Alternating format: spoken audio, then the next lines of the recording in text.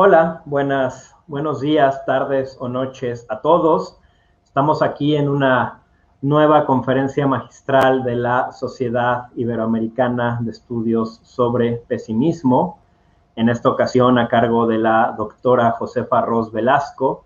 Ya estamos transmitiendo en vivo, solo voy a dar unos segundos para poder compartir en las distintas redes esta conferencia.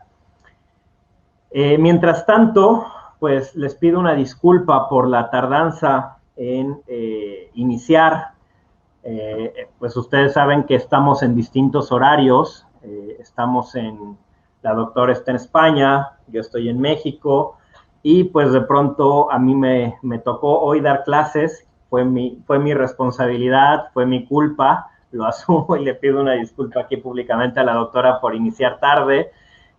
Como estaba dando clase, tuve que terminar clase, no hubo en esta ocasión alguien más que nos pudiera apoyar, como lo ha hecho en otras ocasiones el maestro Diego Merino. Entonces, yo andaba con lo de calificaciones finales, estamos a cierre de semestre, entonces, bueno, en ese sentido, una disculpa por iniciar algunos minutitos tarde, pero ya estamos aquí. Y bien, ya compartí en todas las redes, ya hice mi disculpa pública. Y ahora sí entramos en materia. El día de hoy tenemos una conferencia intitulada Filosofía del aburrimiento en la corriente pesimista, Schopenhauer, a cargo de la doctora Josefa Ros Velasco, de quien me permito leer una breve semblanza. Ella es investigadora postdoctoral en el Departamento de Filosofía y Sociedad de la Universidad Complutense de Madrid desde 2019. Previamente fue profesor asistente en el Departamento de Lenguas y Literaturas Romance de la Universidad de Harvard y postdoctoral fellow del Real Colegio Complutense en Harvard del 2017 al 2019. Es doctora europea en filosofía por la UCM y premio extraordinario de doctorado. Su carrera investigadora se centra en el estudio de la experiencia del aburrimiento desde una perspectiva multidisciplinar, y hay que decirlo también desde una perspectiva bastante original, todos estos estudios sobre el aburrimiento. Colabora con varios grupos de investigación nacionales e internacionales, lleva a cabo tareas de edición para algunas editoriales y revistas científicas, enseña filosofía en la Complutense, en la Universidad Complutense de Madrid, escribe sobre aburrimiento y tercera edad para el Centro Internacional sobre Envejecimiento y preside la International Society of Boredom Studies, la Sociedad Internacional sobre Estudios del Aburrimiento, entre otras actividades académicas. Todo ello le ha valido recientemente el reconocimiento de una trayectoria investigadora excelente a sus 33 años a través de la concesión del premio Julián Marías de la Comunidad de Madrid. Es además miembro asociado de la Sociedad Iberoamericana de Estudios sobre Pesimismo, y hoy pues estamos de manteles largos para recibir a la doctora. De hecho, aquí como bien nos dice, bueno, primero Rodrigo Osorio, saludos cordiales, y como nos dice Luciana Cecilia, toda una joya para resumir. Efectivamente, es una de nuestras grandes joyas en la sociedad, la doctora, así que le agradezco que tenga bien haber preparado y presentarnos esta conferencia magistral. Los invitamos, como siempre, a participar. Ya tenemos 10 personas viéndonos, esto irá subiendo. Normalmente estamos alcanzando las 20-25 personas. Los invitamos a participar, a preguntarle. La doctora arrancará con su conferencia, esta será la dinámica, y al final dará un espacio de 20 minutos, aproximadamente 15-20 minutos, para resolver dudas, para dialogar con ustedes sobre algún tema en específico. Entonces, pues vayan tomando sus apuntes, preparen su taza de café, porque arrancamos con esta conferencia magistral en torno a la filosofía del aburrimiento en la corriente pesimista, específicamente con Arthur Schopenhauer. Doctora, bienvenida, muchísimas gracias. Y pues sin más, yo la dejo aquí con su público. Yo me voy tras bambalinas y usted puede iniciar cuando lo desee. Bueno, buenas tardes o buenos días a los que estáis al otro lado del charco. Yo soy la única que tiene que dar las gracias por la oportunidad de bueno, poder presentar un poco mis investigaciones en torno al aburrimiento y esta pequeñita investigación que he hecho para fundir estas investigaciones con la corriente pesimista, ¿no? Sacar un poco qué hay de respecto al aburrimiento en filósofos que han sido protagonistas en esta corriente, en esta doctrina filosófica que es el pesimismo. Entonces, estoy muy agradecida por esta calurosa acogida y por esta magnífica presentación que Simon Bonilla hizo de mí. Por supuesto, quiero también darle las gracias a mi amigo Carlos Javier. Me estoy escuchando, Simon, en duplicado. Gracias.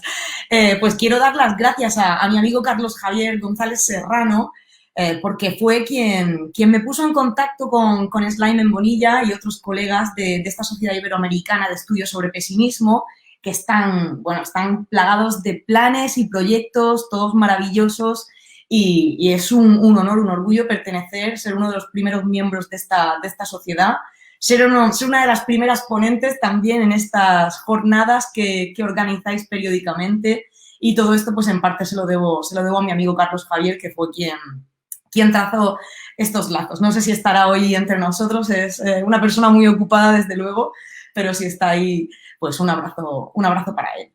A mí me gustaría que esta fuese además la primera pues como de una serie de clases magistrales. Me cuesta llamarlo clase magistral porque yo no soy experta en pesimismo y muchísimo menos en la filosofía de Schopenhauer o de otros filósofos pesimistas.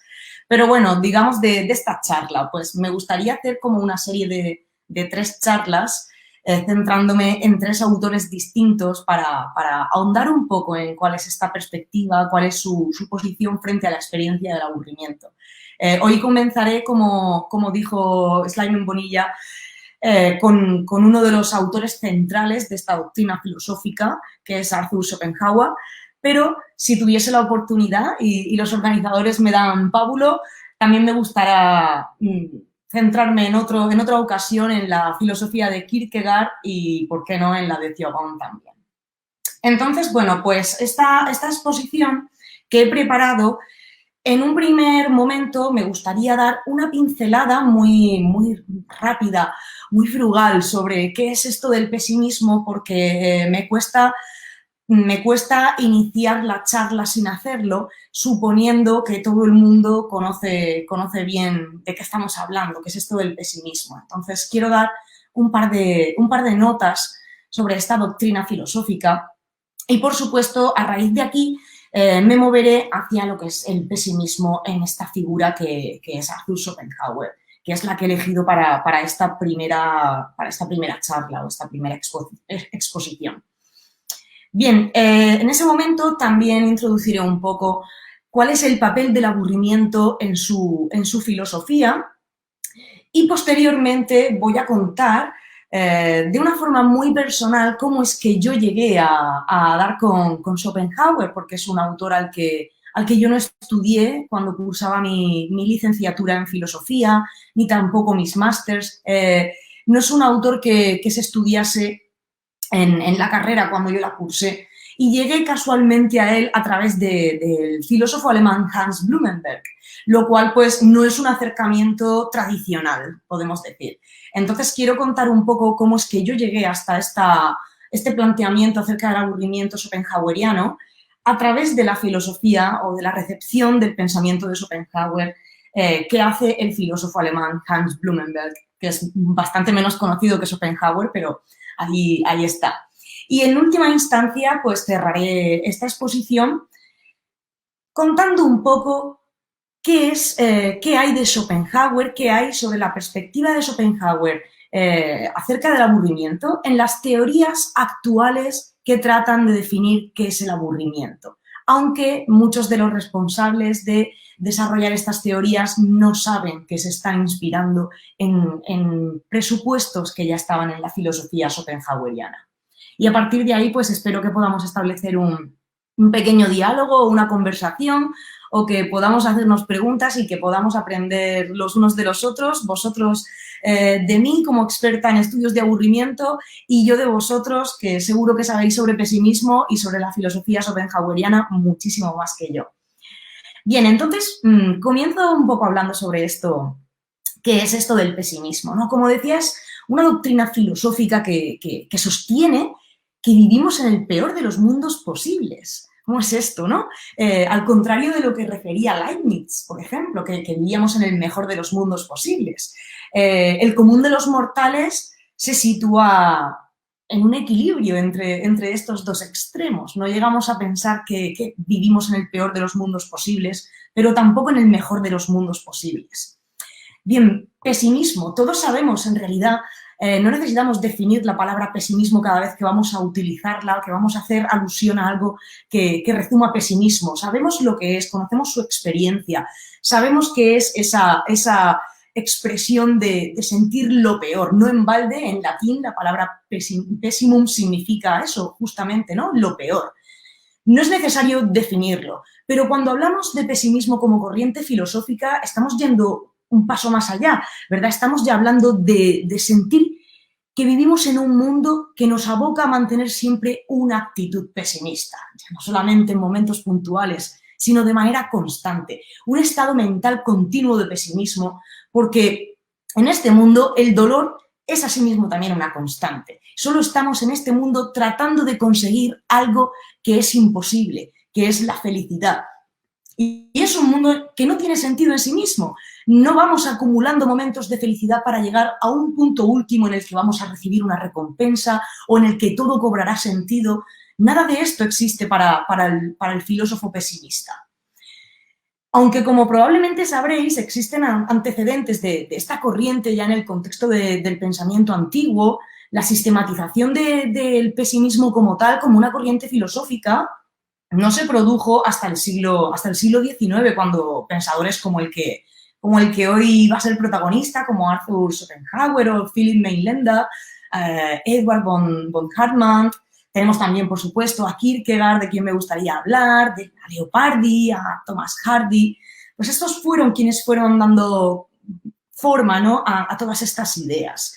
Fueron los que se hicieron eco de la caída del optimismo después de la decepción que había causado el idealismo y el romanticismo a finales del siglo XVIII. Y estos son también los que recogen un poco el testigo del pesimismo empírico que ya se puede apreciar en Kant cuando éste constata lo poco favorable que es la naturaleza a la existencia de la felicidad humana.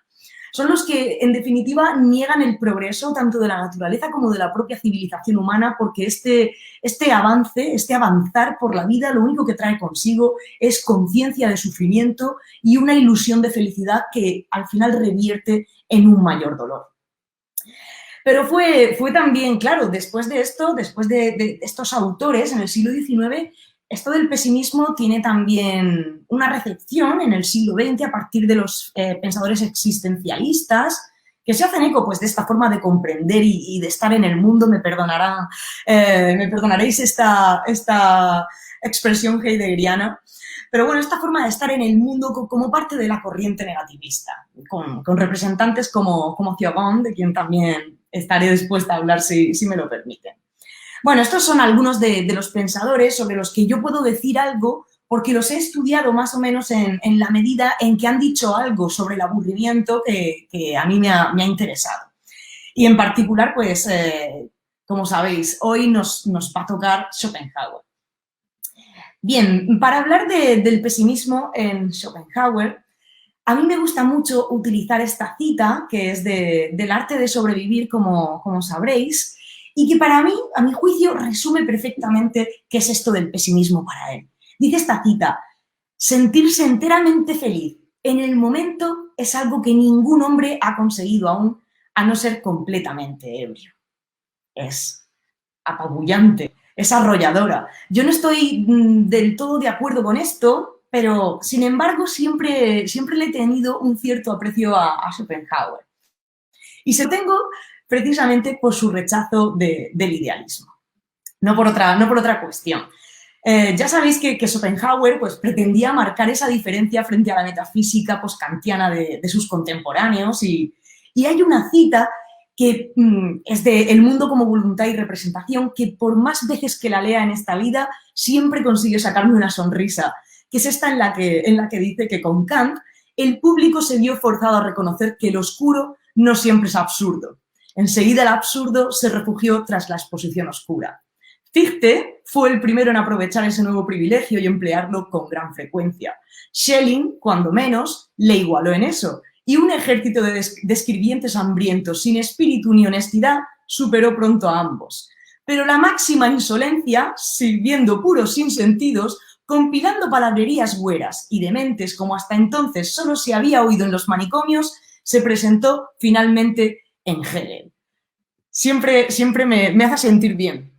Creo que en esto tengo que estar con Schopenhauer. Qué fácil es leer a Schopenhauer, qué difícil es leer a los idealistas. Entonces Schopenhauer, decepcionado con los postulados de Fichte y también con los de Schelling, y por supuesto en clara antipatía frente a Hegel, decide abandonar lo que considera todo este palabrerío vacío de conceptos como el absoluto, lo infinito, la idea y todas estas expresiones, ¿no? Para introducir un concepto mucho más sencillo, que es el de voluntad de vivir. Es el de voluntad de vivir, que no es otra cosa sino, citando a Schopenhauer mismo, la única expresión verdadera de nuestra esencia más íntima, por medio de la cual somos conscientes de que todo tiende hacia la existencia, de que todo tiende hacia la vida. Según apunta Schopenhauer, esta voluntad de vivir, esta voluntad de la que estamos hablando, se expresa en la vida anímica del hombre bajo la forma de un continuo deseo siempre insatisfecho, provocado por ese insaciable afán de existir. Para él es precisamente esa imposibilidad de alcanzar el fin en ese empeño de vivir, básicamente porque no hay un fin último, sino solo ansia de vivir, lo que produce ese sufrimiento. Esto lo explica, como sabréis, en el libro cuarto, en el parágrafo 56. Dice, pues toda aspiración nace de una carencia, de la insatisfacción con el propio estado, así que es sufrimiento mientras no se satisfaga. Pero ahí no se queda la cosa. No pasamos del sufrimiento a la satisfacción y conseguimos la felicidad. Hay mucho más. Incluso cuando se produce un poco de satisfacción, esta no es duradera, nos dice Schopenhauer, porque provoca aburrimiento y tan solo se convierte en el comienzo de una nueva aspiración. Contarlo yo sería absurdo teniendo una cita de Schopenhauer tan clara como la que voy a leer a continuación. Y es aquella en la que dice, querer y ansiar es todo su ser, de la naturaleza y sobre todo del hombre, en todo comparable con una sed imposible de saciar. Pero la base de todo querer es la necesidad, la carencia, o sea, el dolor, al cual pertenece en origen su propia esencia. En cambio, cuando le faltan objetos del querer, porque una satisfacción demasiado fácil se los quita enseguida, le invade un terrible vacío y aburrimiento. Es decir, su esencia y su existencia misma se le vuelven una carga insoportable. Se nos vuelven una carga insoportable. Así pues, su vida, nuestra vida, igual que un péndulo, oscila entre el dolor y el aburrimiento, que son de hecho sus componentes últimos. Después de que el hombre hubo puesto todos sus sufrimientos y tormentos en el infierno, para el cielo no quedó más que aburrimiento. Está claro. Dice Schopenhauer que en este afán por existir y en este afán por vivir entra en juego el aburrimiento, siendo uno de los dos péndulos que mueven al hombre. Aquí es cuando yo empecé a interesarme por la posición de Schopenhauer frente a esta experiencia del aburrimiento. Me parecía muy interesante que un filósofo colocase algo que simplemente pues, parece estar en la vida de la forma más cotidiana en el centro de su filosofía. Y prosigue Schopenhauer. Por un lado, los sufrimientos y tormentos de la vida pueden fácilmente crecer tanto que hasta la muerte, en huir de la cual consiste la vida entera, se vuelva deseable y corramos libremente a ella. Y por otro lado, que en cuanto la necesidad y el sufrimiento conceden una tregua al hombre, el aburrimiento se aproxima tanto que se hace necesario un pasatiempo. Lo que ocupa y mantiene en movimiento a todo ser vivo es el ansia de la existencia. Pero una vez que la existencia les está asegurada, no saben qué hacer con ella. Por eso la segunda cosa que les pone en movimiento es el afán por librarse de la carga de la existencia, por hacerla insensible, por matar el tiempo, es decir, huir del aburrimiento. ¿Qué importancia da Schopenhauer a este acto de huir del aburrimiento? Era justo en lo que yo estaba trabajando cuando di con estas notas, en cómo el aburrimiento hace las veces de una fuerza motriz, nos pone en movimiento, nos expulsa de un estado en el que nos encontramos y nos hace ponernos en marcha hacia la búsqueda de lo nuevo. Y continúa, esta es la última cita que leeré. El aburrimiento no es para nada un mal que haya que considerar menor. Al final, pinta una verdadera desesperación en el rostro. Hace que seres que se aman tan poco como los hombres se busquen los unos a los otros. Y es así la fuente de la sociabilidad. También la política estatal toma medidas públicas contra él como contra cualquier otra calamidad colectiva, porque este mal puede empujar a los hombres a los mayores desenfrenos, tanto como su extremo opuesto, tanto como el divertimento constante, el tener constantemente lo que uno quiere. Bien, en definitiva, para Schopenhauer, la vida pasa entre el querer y el alcanzar, entre el dolor del deseo, ese dolor que nace del no tener lo que uno desea y el aburrimiento de su consecución. Me encanta esta imagen que además descubrí hace muy poquito de Dinosaur, que a mi juicio explica, ilustra muy bien esto de lo que está hablando Schopenhauer, ¿verdad? El dolor de querer algo y no tenerlo. Estamos en este dolor hasta que al final conseguimos tener eso que ansiábamos. Y una vez que lo tenemos, experimentamos el aburrimiento. Este aburrimiento nos devuelve de nuevo al vacío. Y es precisamente con esta inercia con la que intentamos volver a encontrar algo que nos motive, algo que nos mantenga vivos, algo que nos mantenga en estado de deseo. Pero he ahí que ese estado de deseo es doloroso. Al igual que, por supuesto, también lo es el aburrimiento. Entonces, al final, ¿qué sentido tiene todo esto? Esto no puede por menos que arrojarnos al sinsentido. No puede por menos que frustrarnos y hacernos caer constantemente en una mentalidad pesimista. ¿Por qué es así? Después, vuelta a empezar. Dice Schopenhauer, la posesión hace desaparecer el estímulo. Evidentemente, el deseo, la necesidad, se hace sentir otra vez bajo una nueva forma. Y si no, aparece la monotonía, el vacío, el aburrimiento, contra los cuales la lucha es tan penosa como contra la necesidad. A mí lo que me interesaba aquí es que para Schopenhauer el aburrimiento es fuerza motriz. Es una parte inevitable de la inercia de la vida. En él nacen nuevos deseos que tras satisfacerse nos devuelven de nuevo al aburrimiento, del que hay que escapar por medio de nuevos deseos que tras satisfacerse y así ad infinito.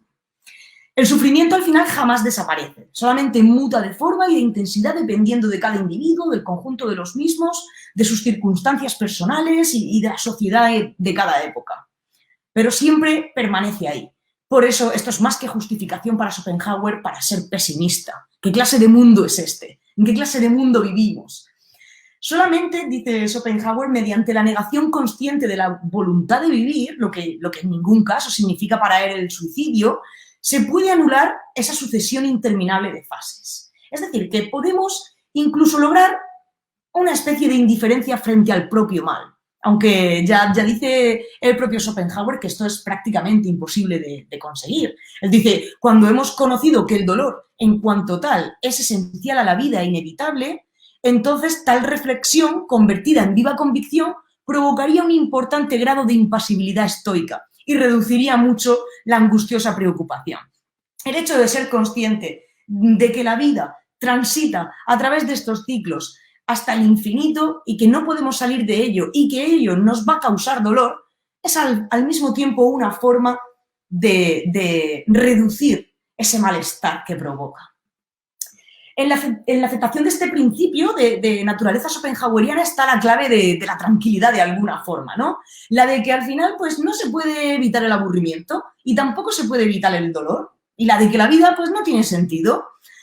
También dice él que puede uno tratar de practicar la huida del mundo, ¿no? A través de la contemplación del arte, a través de practicar la compasión por el otro y a través de las tesis. Pero ya sabéis que Schopenhauer es para unos pocos y asimismo también es esto. Esto solamente está al alcance de unos pocos.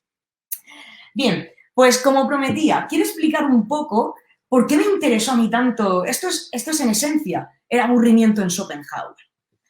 Yo a partir de este punto empecé a dar vueltas y me lo llevaba, claro, a mi ámbito de estudio, que era la filosofía blumenbergiana. Entonces, quiero contar cómo acabó todo esto, cómo integré el aburrimiento en Schopenhauer dentro de mis propios estudios y cómo hice esa comparativa entre Schopenhauer y Blumenberg, que coincidían en muchos puntos, pero en tantos otros estaban en las antípodas.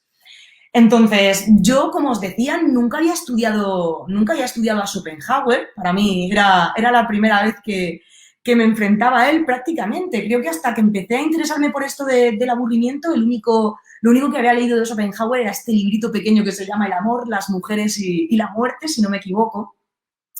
Pero en un momento dado, hace ya algunos años, en 2016, mi amigo Carlos Javier, que sabréis, me imagino, es el presidente de la Sociedad de Estudios en Español sobre Schopenhauer, estaba montando esta revista que se llama Schopenhaueriana, de la que además soy secretaria de redacción, aunque Carlos apenas me hace trabajar. Y entonces, bueno, pues yo estaba haciendo, como os decía, la tesis sobre el aburrimiento en la antropología filosófica de Hans Blumenberg. Y Carlos me pidió que escribiese un artículo para el primer número de esta revista. Y como no podía ser de otra manera, pues claro, yo me lo llevé a lo mío. Me puse a repasar pues todas las notas que tenía de las obras de Blumenberg para ver si había algo que lo relacionase con Schopenhauer o incluso mejor, para ver si daba con algún texto en el que el propio Blumenberg hablase de Schopenhauer, para así poder presentar pues una suerte de recepción blumenbergiana del pensamiento schopenhaueriano, por muy rimbombante que esto suene. Al final a Carlos le mandé un artículo titulado Caminos para el estudio de un diálogo por descubrir, Schopenhauer y Blumenberg, que no era sino una declaración de intenciones o una invitación, pero para otros, a explorar algunas líneas en común existentes entre ambos pensadores que estaban inexploradas hasta el momento y hasta donde sigue sin haberse realizado una investigación férrea, fuerte sobre esta cuestión, sobre el diálogo que se puede establecer entre Blumenberg y Schopenhauer. Las recurrencias a la obra de Schopenhauer por parte del Lübeckés, de Blumenberg, son infinitas a lo largo de su obra editada y también, por supuesto, de su obra inédita. Y estas ponen de manifiesto que entre ambos pensadores existía un paralelismo incuestionable y dejan rastro del interés que la filosofía schopenhaueriana despertó en Blumenberg. O sea, muchas de las reflexiones schopenhauerianas están presentes en los planteamientos más conocidos de Blumenberg en torno a la antropología, en torno a la metaforología, incluso en torno a las cuestiones de epistemología. Y Blumenberg vuelve una y otra vez sobre obras como El mundo como voluntad y representación, sobre Parerga y Paralipómena, incluso sobre obras inéditas de Schopenhauer. Es un placer encontrarte en el Nachlass de Blumenberg y verte esa integración del propio Nachlass de Schopenhauer en el de Blumenberg. Y bueno, a pesar de que yo pasé mucho tiempo en el Nachlass de Blumenberg, en Marbach am Neckar, en Stuttgart, tengo que admitir que es más que posible que esta comparación que yo hice, haciendo, bueno, esta especie de recepción que traté de elaborar a partir de las obras editadas y algunos textos inéditos de Blumenberg, no puede ser, ni mucho menos, estoy segura, completa. Porque es mala suerte también. Blumenberg solía crear índices en dos sentidos. Creaba índices con obras de ciertos autores a los que quería leer y luego también creaba índices en estas Kierkegaard que él utilizaba, creaba índices sobre textos que él mismo había escrito, textos muy cortitos de 1 o 2 páginas que él mismo había escrito y que trataban sobre un mismo autor. Esto lo hizo, por ejemplo, con infinidad de filósofos, antropólogos, incluso paleontólogos, con figuras históricas como la de Adolf Hitler, pero, por desgracia, nunca hizo esto con Schopenhauer. Es así. Entonces, claro, el Nachlass de Blumenberg va creciendo día tras día, no sé si se habrá detenido ya, pero los textos con los que yo trabajé y en los que Blumenberg hablaba de Schopenhauer di con ellos de manera completamente fortuita, porque normalmente están están escondidos en títulos que ni de lejos te van a poner sobre la pista de que ese pequeño texto pues trata sobre este filósofo. En lo que yo encontré, destacaría dos líneas. Una de ellas, que va más en función de la antropología filosófica kantiana y algunas líneas que tanto Blumenberg como Schopenhauer comparten en torno a las preguntas kantianas, y la otra línea, por supuesto, que es la del aburrimiento, que es la que voy a desarrollar en mayor profundidad. Pero esta también me gustaría mencionarla, no por nada, sino especialmente pues, por su desconocimiento, porque no es algo que se pueda encontrar en cualquier parte, esta relación que existe entre Blumenberg y Schopenhauer con respecto a la filosofía antropológica de Kant, y porque a un mismo tiempo también tiene un poco que ver, enlazará con esto del aburrimiento. Bien, pues empezando por esta primera parte, por lo que tiene que ver con este trío Kant, Blumenberg, Schopenhauer, tengo que decir que Schopenhauer y Blumenberg son dos pensadores que, perteneciendo a épocas tan distintas, se encuentran íntimamente unidos a través de su interés por llevar la filosofía kantiana hasta sus últimos límites y por pensar, o bueno, mejor dicho, repensar las claves del idealismo y de la antropología occidental. Blumenberg se servía de la obra schopenhaueriana para abordar principalmente dos cuestiones que anclan sus raíces en la crítica de la razón pura y en la antropología en sentido pragmático, respectivamente. Es la que se pregunta acerca de qué podemos conocer y quizá la que es más importante para Blumenberg, aquella mediante la cual pues, tratamos de definirnos a nosotros mismos. ¿Qué es el ser humano? Cuando Blumenberg comenzó a interesarse por esta última pregunta, que estábamos ya alrededor del año 1989, coincidía con Schopenhauer en que se trataba de una cuestión pues, que podía resolverse desde dos perspectivas, la de la antropología negativa y la de la antropología positiva. La antropología negativa, que es la que concibe al ser humano como un ser inacabado, cuya naturaleza no está determinada biológicamente, un ser que carece de mecanismos innatos de respuesta mediante los que establecer un mapa de la realidad, mediante los que enfrentarse al resto de especies, mediante los que abordar de alguna forma el todo existente en el que se encuentra inmerso. Y por contrapartida, la antropología positiva piensa al hombre como un ser que está capacitado para crear esquemas mediante los que integrar lo desconocido y convertirlo en algo familiar con el fin de mantener ese orden, ¿no? Un orden que garantice la supervivencia y que evite la desorientación en medio del caos y la incertidumbre en la que nos movemos. Blumenberg se decantaba por esta segunda opción y decía que así también lo había hecho el propio Schopenhauer, para quien el hombre pues, era un ser al que el apremio de sus necesidades le había obligado a ser creativo. Por ejemplo, hasta el punto de desarrollar el lenguaje. El lenguaje se había desarrollado, siguiendo a Schopenhauer, para dar respuesta a una necesidad. Y era más perfecto en el momento en el que surgió, casi de forma innata, ¿no? Porque era el momento en el que más respondía, más se destinaba a responder a esa necesidad última que era comunicar el pensamiento. Bueno, en un momento posterior, que podemos identificar en Blumenberg ya con la publicación de la obra póstuma Beschreibung des Menschen, esta descripción del ser humano de 2006, Blumenberg ya considera más apropiado sustituir la pregunta ¿qué es el ser humano? Por la pregunta ¿cómo es posible el ser humano? Aquí ya estamos volviendo otra vez, ¿verdad?, a esta corriente, a este pesimismo empírico que hay en Kant, que nos dice que la naturaleza no lo pone fácil para que el hombre sea feliz, ni siquiera para que el hombre exista. La naturaleza no lo ha puesto nada fácil. Para Blumenberg es prácticamente una casualidad que nosotros es tan improbable que el ser humano exista, es tan improbable que exista todo. Entonces empezó a preocuparle mucho a Blumenberg, como en su día a Schopenhauer, que el ser humano y el mundo que habitamos exista como podría no hacerlo. Esto es algo con lo que cuesta mucho vivir. El hecho de saber que, bueno, pues el mundo existe antes y después de mí, que el mundo existía antes del ser humano y existirá probablemente después de él, el hecho de saber que somos insignificantes, que somos una casualidad de la naturaleza que podría perfectamente no estar aquí. Eso permite a ambos autores adoptar una postura pesimista frente a la vida, en tanto en cuanto no hay un sentido último por el cual nosotros existamos y por el cual nosotros estemos habitando este planeta. No hay un sentido último hacia el cual enfocar, hacia el cual encaminar todos nuestros actos. Simplemente hay voluntad de vivir como la hay en cualquier criatura. En este punto, Blumenberg ha recurrido una y otra vez a Schopenhauer para explicar que lo que a un mismo tiempo define al ser humano y hace posible su existencia es la razón, o el intelecto si lo queremos llamar así, que ha sido impulsado por la voluntad de querer existir, ni más ni menos.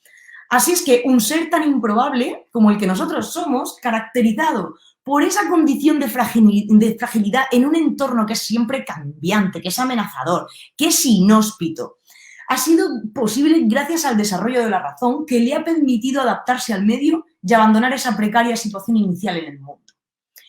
Si nosotros hemos logrado sobrevivir y escapar de un callejón sin salida, esto lo dice Blumenberg inspirándose en Schopenhauer, ha sido ni más ni menos que gracias a la evolución de nuestro aparato racional, que es un órgano, entre muchos otros, entre todos los demás que hay en el cuerpo, que actúa, como todos los demás, conservadoramente. No es más que un medio útil al capricho de la voluntad. Por tanto, la razón queda al servicio de esa voluntad. Es un instrumento de la conciencia cuya labor está ligada única y exclusivamente a la evolución del ser humano, que es el último punto evolutivo a todas luces para Schopenhauer. Se trata, sin más, de un órgano, uno más del cuerpo, al servicio de la autoconservación necesaria para sobrevivir. Así que, en definitiva, la autoconservación es la función que asigna la voluntad a la razón. Bien, tanto Blumenberg como Schopenhauer, a quien el primero debe infinidad de citas que apoyan su argumentación, como digo, rechazan la apelación con esto a la causa sui para justificar la existencia de la razón, motivando que ya solo puede hablarse de esta en un sentido antropológico. Blumenberg, en su caso, se sirve de esto, de esta argumentación, para hacer frente en su Beschreibung des Menschen a la afirmación fenomenológica husserliana de que el hombre es un sujeto puro, contraponiendo a esto que es un sujeto reflexivo que lleva a cabo las funciones de autoconservación. ¿Y de qué manera? ¿De qué manera actúa la razón conservadoramente? Pues actuando como reguladora, como correctora, como distanciadora de esos elementos disonantes que encontramos en nuestro trato con la realidad. ¿Cómo?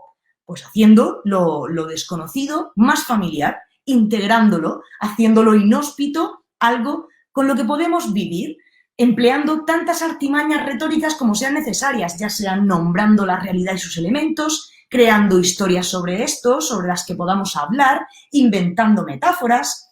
Este ejercicio de la razón, aunque necesario para la autoconservación, es para Blumenberg y para Schopenhauer motivo para el pesimismo. ¿Por qué? Porque nuestra conciencia sobre este propio ejercicio nos alerta al fin y al cabo de que solo conocemos una mínima parte de nosotros mismos y de todo lo que nos rodea, que al final solo conocemos lo que es necesario para sobrevivir, nada más. Es decir, solo una mínima parte que es lo que necesitamos. Y esto es doloroso, porque dirán tanto Blumenberg como Schopenhauer dirían, el hombre siempre quiere más de lo necesario para sobrevivir, siempre desea más y mayor. Y ojo, esto no significa para Blumenberg, no significaba tampoco para Schopenhauer que el hombre no pueda conocer la verdad, porque en realidad solo podemos saber acerca de lo que nosotros mismos hemos creado a través de la razón. O sea, para ninguno de ellos, yo creo, tendría sentido separar entre lo real y lo ideal, entre lo absoluto y lo elaborado, porque al final, para ambos lo mismo es el ser que el pensar. Lo mismo es lo objetivo que lo subjetivo. O sea, al final, lo objetivo no es el noúmeno, sino es aquello que nos hace falta para la autoconservación. ¿De acuerdo? Bien, ahora veréis por qué tiene sentido todo esto en relación con el aburrimiento. Disculpad. Esta es una de las Karte del Naglas de Blumenberg. Bueno, en estas cartas, en estos inéditos del Naglas, Blumenberg ha escrito muchísimo sobre el aburrimiento, mientras que en su obra editada apenas vamos a encontrar una veintena de páginas en Beschreibung des Menschen, no vamos a encontrar mucho más. Mientras que, como digo, el Naglas, lo que todavía está inédito, tiene infinidad de notas acerca del aburrimiento y del aburrimiento en Schopenhauer, que al final nos permiten elaborar hasta, diría yo, una teoría que nunca fue expresada de manera sistemática acerca del aburrimiento en la antropología filosófica de Blumenberg. Esta es la labor a la que yo me he dedicado los últimos años, a la que destiné también la redacción de mi tesis doctoral en la Complutense, es decir, a poner en conjunto todas estas notas y tratar de darles algún sentido. Ya os digo, podéis encontrarlo en mi tesis doctoral que se titula El aburrimiento como presión selectiva en Hans Blumenberg. Bien, pues el tratamiento del aburrimiento en Blumenberg es deudor, de nuevo, de ambos filósofos, tanto de los presupuestos kantianos como de las reflexiones schopenhauerianas. Por ejemplo, en la antropología, Kant dice que el aburrimiento aparece en el momento en el que hemos alcanzado una comodidad o una adaptación excesiva a la que nuestra especie y todas las criaturas tienden de forma natural, de forma inevitable. En Schopenhauer, el aburrimiento es la consecuencia de la satisfacción de los deseos que hace que empecemos de nuevo a buscar lo siguiente. ¿Ok?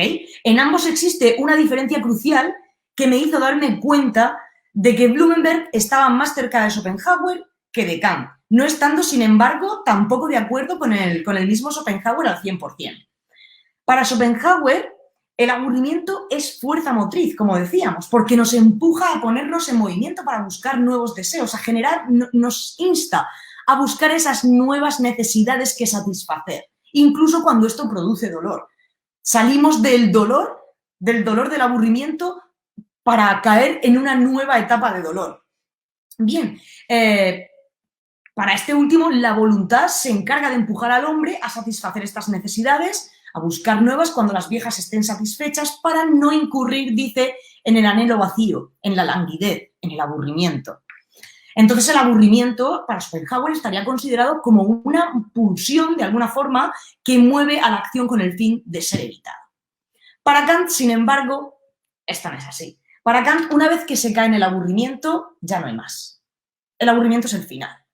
El aburrimiento es lo último. Del aburrimiento ya no sale nada. Como mucho, dice, en casos extremos puede llegar a salir el suicidio.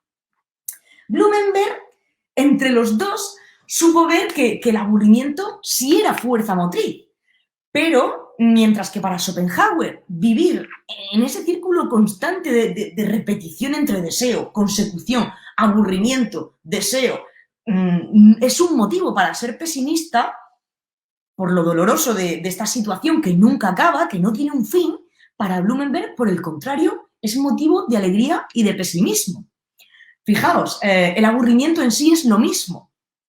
El estudio del aburrimiento al final da esa pincelada de que es un motor, es una fuerza motriz. Pero para uno, para Schopenhauer, es motivo de disgusto y para Blumenberg es motivo de alegría. Veamos cómo encaja esto, ¿de acuerdo? Blumenberg dice que el aburrimiento es funcional. El aburrimiento es funcional en el más positivo de los sentidos porque frente a ese peligroso exceso de comodidad o frente a la sobreadaptación en una situación que nunca cambia, el aburrimiento actúa como un problema que debemos resolver. Nos pone siempre en movimiento hacia el cambio. Y así mantiene, dice, en forma de alguna manera nuestro aparato adaptativo, evitando que se mermen nuestras capacidades de reacción y de adaptación frente a escenarios futuros desconocidos. Es decir, para Blumenberg, el hecho de que estemos constantemente dándole vueltas al círculo, el hecho de que exista el aburrimiento y que a través de su experiencia de malestar nos veamos obligados a tener que buscar lo nuevo para salir de él y que eso nuevo no nos permita quedarnos ahí para siempre, sino que al final volvamos a aburrirnos de ello para de nuevo instarnos a continuar el círculo. Eso para Blumenberg es beneficioso en términos evolutivos, porque de no ser así, de no mantenernos por fuerza del aburrimiento en ese movimiento constante, nos quedaríamos estancados en la comodidad, nos quedaríamos estancados en la adaptación. Esto para él es perjudicial porque en el momento en el que viniesen cambios sobrevenidos, cambios inesperados de carácter meteorológico, de carácter climatológico, cambios que afectasen a nuestro desempeño como especie, probablemente seríamos incapaces de hacerles frente. Mientras que gracias a estar en ese círculo de manera constante, estamos poniendo a prueba y entrenando diariamente este mecanismo adaptativo, lo cual va a facilitar a su juicio que cuando suceda una de estas catástrofes, pues estemos preparados para salir de esta zona de confort. En este sentido, el aburrimiento sería funcional como lo es cualquier emoción negativa o cualquier otro estado negativo. Las emociones negativas, entre las que podemos encontrar el aburrimiento, pues son precisamente estas que nos ayudan a evitar el exceso de quietud. Nosotros somos un ser para el que el dolor y el placer son señales muy claras. El dolor nos empuja a escapar y el placer nos incita a permanecer, ¿verdad?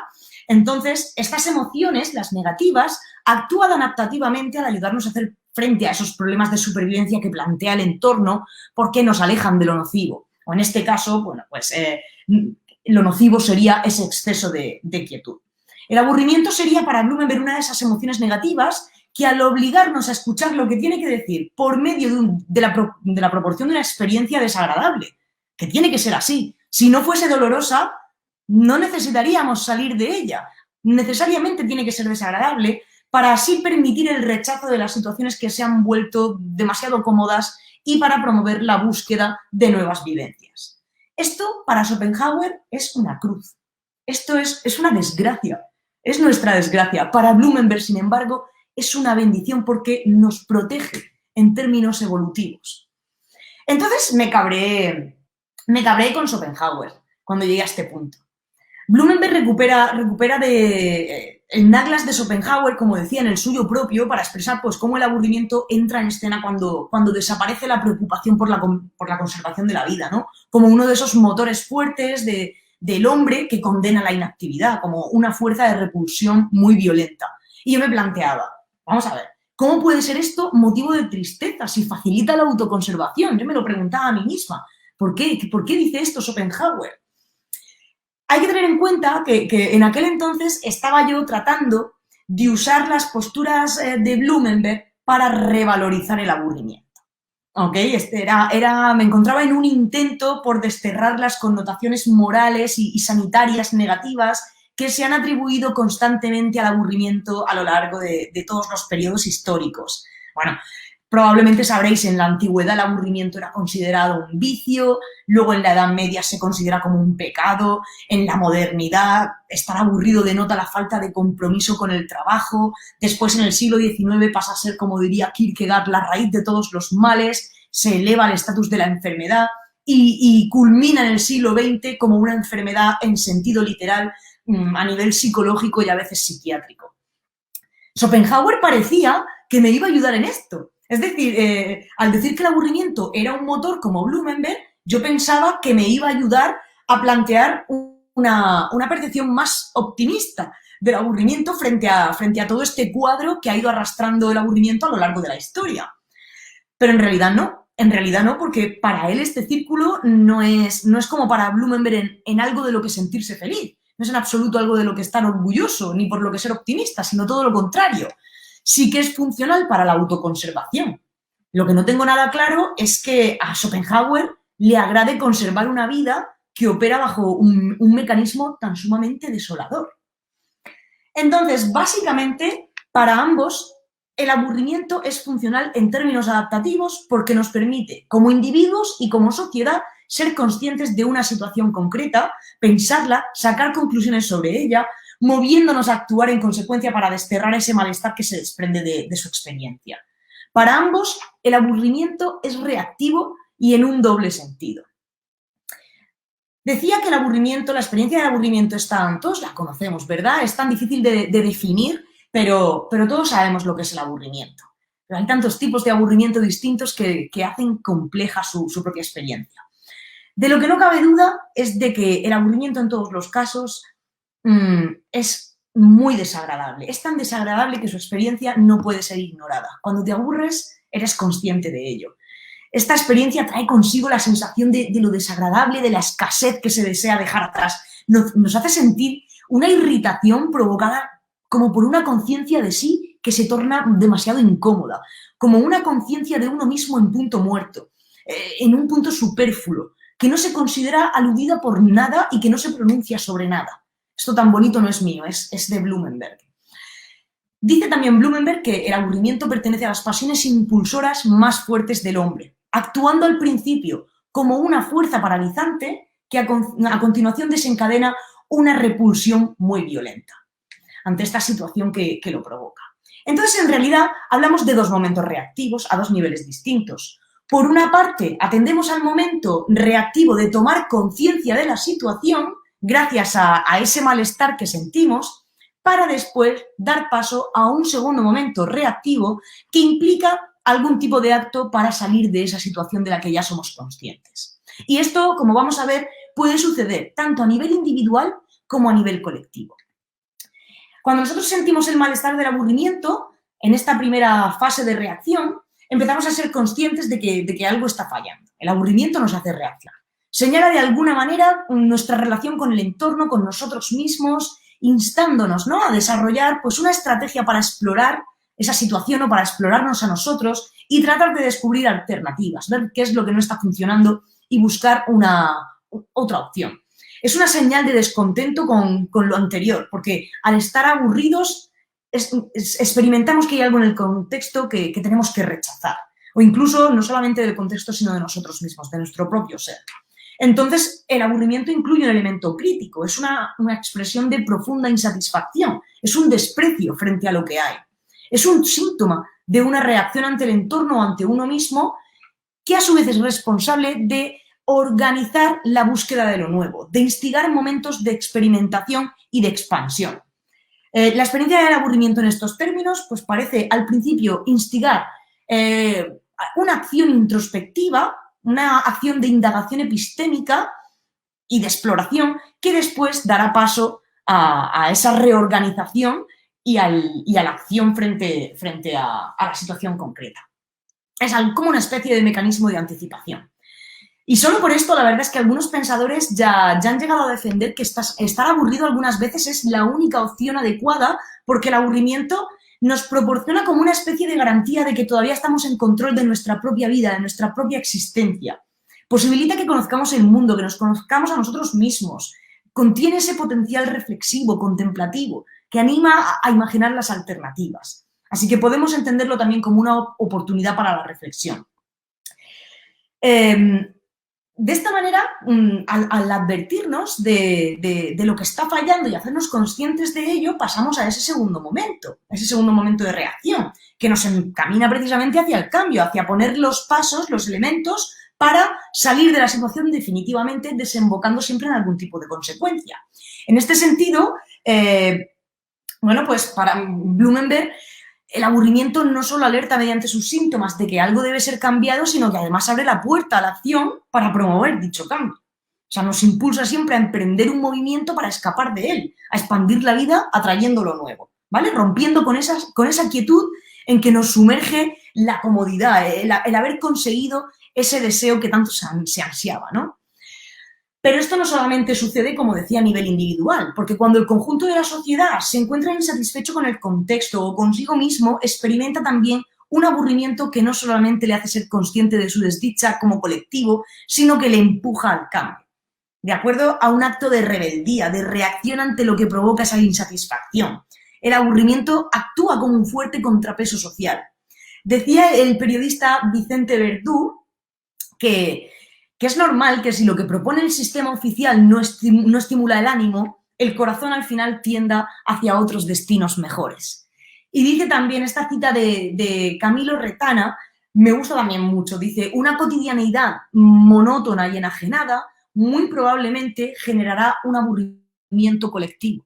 De hecho, y en esto coincide toda la filosofía crítica del siglo XX, la cotidianidad moderna lo genera. Pero ¿qué ocurre si una colectividad toma nota de ese aburrimiento generalizado y se levanta contra él?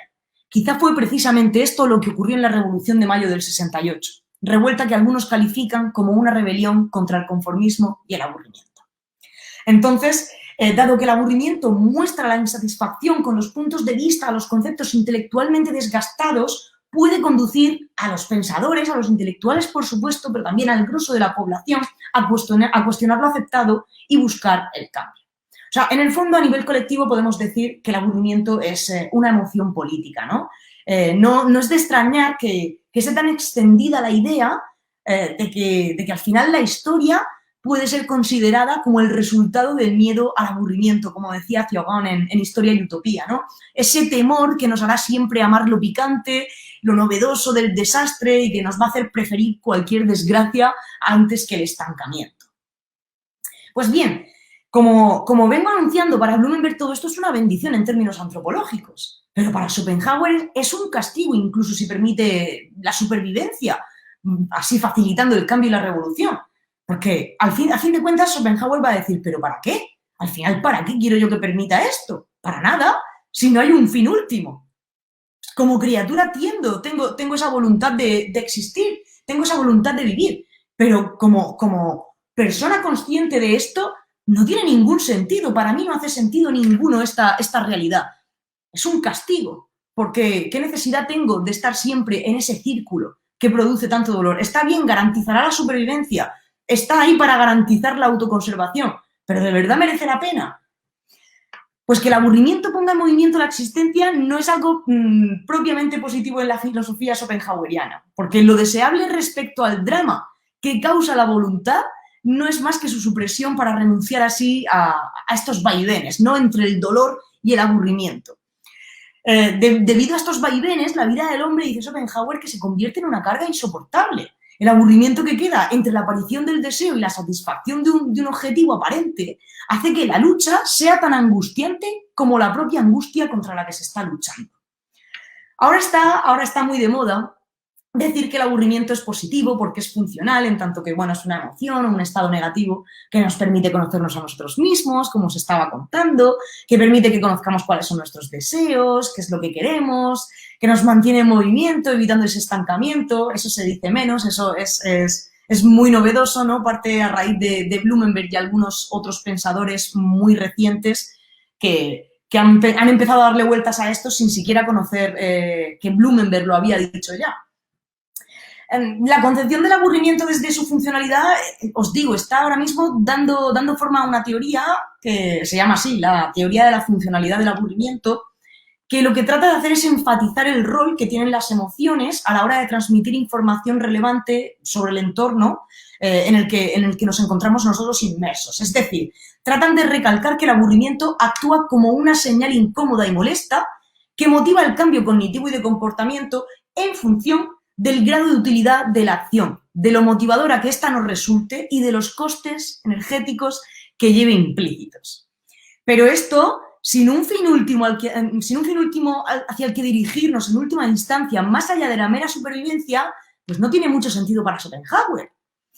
Entonces, a los que contamos estas cosas positivas del aburrimiento, lo cierto es que Schopenhauer nos miraría como si fuésemos un poco estúpidos, ¿no? Diría, pues qué conformistas, qué resignados. Pero todavía mucho peor sería su opinión de los muchos otros que se dedican en la actualidad a recomendar el aburrimiento bajo el pretexto de que aburrirse nos hace ser más creativos. Yo estoy de parte de Blumenberg, tengo que reconocerlo, aunque comprendo que a Schopenhauer le parezca que no hay nada de lo que alegrarse en cuanto al aburrimiento en el fondo. Pero con estos últimos ya sí que no puedo estar de acuerdo, porque ignoran del todo que el aburrimiento solo es el motor, pero que lo que surge después como respuesta a esta experiencia, pues como reacción, puede ser bueno o malo, puede ser creativo o puede ser constructivo. Eso depende única y exclusivamente de la persona que se aburre y del contexto en el que esa persona determinada se aburre o del contexto en el que una sociedad se aburre. Los más sensatos como Blumenberg pues recomiendan, lejos del pesimismo desolador o de un optimismo ingenuo, que aprendamos a vivir con el aburrimiento, ya que en parte vivimos gracias a él. Él piensa que hay que aprender a tolerarlo, que tenemos que aprender a reaccionar ante él de la mejor manera posible, haciendo uso tanto de nuestros recursos personales como de lo que nos ofrece el ambiente, de lo que nos ofrece lo que tenemos a disposición en el entorno. Y que al fin y al cabo pues tenemos que alegrarnos de que nos ayude a sobrevivir, incluso si no hay un fin último, no hay un motivo último por el cual merezca la pena vivir, por el cual merezca la pena sobrevivir, ¿no? Yo sé que a los pesimistas no os gusta mucho esto que yo estoy diciendo, pero yo ya sabía lo que venía. Ya sabía que me ibais a poner mala cara cuando estaba preparando esta ponencia. A lo mejor consigo traer a alguien del lado oscuro con esto que estoy contando, pero yo tengo que reconocer que yo soy una enamorada de la vida, aunque a veces duela, como dice la canción de Kiko Veneno, y aunque no tenga ningún sentido. Yo creo que esto es el correlato de un miedo a la muerte muy personal con el que yo he convivido toda mi vida. Pero bueno, esto es una historia aparte. Y con todo, a mí me encanta volver sobre Schopenhauer una y otra vez y recomendarlo a los colegas que trabajan sobre la cuestión del aburrimiento desde las ciencias de la salud mental y desde otras disciplinas que también están alejadas de las humanidades, porque cuando hablan del aburrimiento como fuerza motriz, algunas veces se le iluminan los ojos como si quisiesen demostrar que han descubierto la rueda, que han inventado, ¿no?, la rueda, cuando en realidad estas ideas están presentes ya en pensadores como Schopenhauer. Entiendo que Blumenberg es mucho más inaccesible, pero no así Schopenhauer. Incluso también en pensadores mucho anteriores al propio Schopenhauer. Entonces, bueno, yo creo que nos queda quizá emprender pues, el ejercicio más difícil de esta charla, de esa exposición, que es el de tratar de definir qué es el aburrimiento y, sobre todo, de definir a qué se refiere Schopenhauer cuando habla del aburrimiento. Bien, ¿veis por aquí? La Real Academia de la Lengua Española define el aburrimiento como cansancio del ánimo originado por la falta de estímulo, por la distracción o por molestia reiterada. Hay que decirle a la RAE que esta aproximación no hace ni de lejos justicia a los años de trabajo que los investigadores llevamos dedicándonos a dar con una definición sobre el aburrimiento, para poder ponernos de acuerdo, para saber de qué es aquello de lo que estamos hablando, para poder incluso desarrollar formas, planes de prevención del aburrimiento en los casos en los que el aburrimiento se vuelve una emoción compleja o patológica. Pues bien, los resultados de ese esfuerzo se han materializado recientemente en la propuesta de lo que se llama el Meaning and Attentional Components Model, en español, modelo de componentes de significado y atención, que responde a las siglas MAC, que han desarrollado los investigadores Erin Westgate y Timothy Wilson en un paper que llamaron Boring Thoughts and Bored Minds, pensamientos aburridos y mentes aburridas. En este paper, ellos, pues, como esbozaron una definición de lo que es el aburrimiento, que es con la que actualmente trabajamos los investigadores, ¿no? Y que define el aburrimiento como un estado de displacer que resulta de un componente atencional, a saber, un desajuste entre las demandas cognitivas y los recursos mentales disponibles, y un componente significativo, a saber, un desajuste entre la actividad y los objetivos valorados o la total ausencia de objetivos valorados. ¿Cómo se os ha quedado el cuerpo con esta definición que os he leído? A mí se me queda fatal, no la entiendo nada. Creo que la plantearon de una forma muy técnica que para cualquiera que no esté dentro de los estudios de aburrimiento es incomprensible. Entonces, dicho de otra manera, lo que viene a decir esto es que el aburrimiento es una sensación de malestar que experimentamos cuando nos sentimos incapaces o reacios a comprometernos cognitivamente con una actividad o una situación, queriendo, sin embargo, estarlo. Es cuando, por ejemplo, descubrimos que somos incapaces de estar comprometidos con esta conferencia, nos está aburriendo. O nos sentimos reacios. Por algún motivo nos sentimos reacios. Incluso aunque nosotros queremos prestarle atención a esta conferencia, a lo mejor estamos obligados a estar aquí, estamos aquí obligados a estar escuchando esto y decimos, bueno, pues ya que estoy aquí, voy a intentar sacarle partido, voy a intentar disfrutarla. Pero algo dentro de nosotros se siente reacio y te desconectas constantemente y no puedes engancharte. O algo dentro de nosotros nos hace ser incapaces. Algo está fallando y no podemos, por más que queremos, no podemos engancharnos a la conferencia, queriendo, sin embargo, estarlo. Y aunque a veces se desconozca incluso en qué queremos estar, con qué queremos estar comprometidos, porque todos conocemos esa experiencia del aburrimiento en la que decimos, ¿y ahora qué hago? Quiero hacer algo, pero es que no sé qué. Estoy aburrido. Son distintas experiencias del aburrimiento que, bien, dependen tanto de las condiciones ambientales en las que se inserta el individuo o la actividad y que implican, pues, puede ser que estén implicando una ruptura del flujo entre el sujeto y el entorno por hipoestimulación, porque es aburrida en el sentido de que es poco estimulante, porque el entorno es poco estimulante. Esto se conoce como el acercamiento ambiental.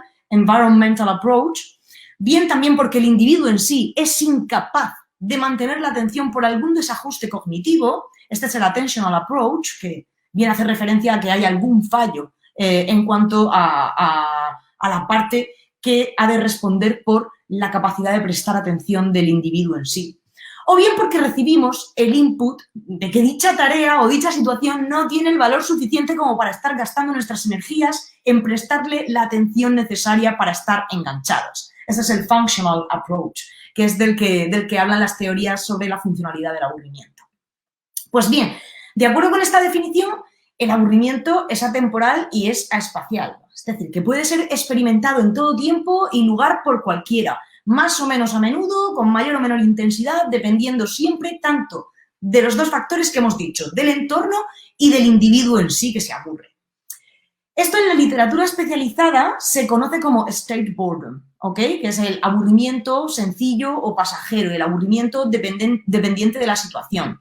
En la literatura y en la filosofía de los siglos pasados se ha utilizado frecuentemente esta expresión para hacer referencia al aburrimiento, especialmente en la literatura del XIX. El aburrimiento pasajero, el aburrimiento vulgar, que diría Krakawa, este aburrimiento sencillo, situacional, porque es un tipo de aburrimiento que en el momento en el que cambiamos la situación o que introducimos una novedad en el entorno, desaparece. Solucionamos el aburrimiento.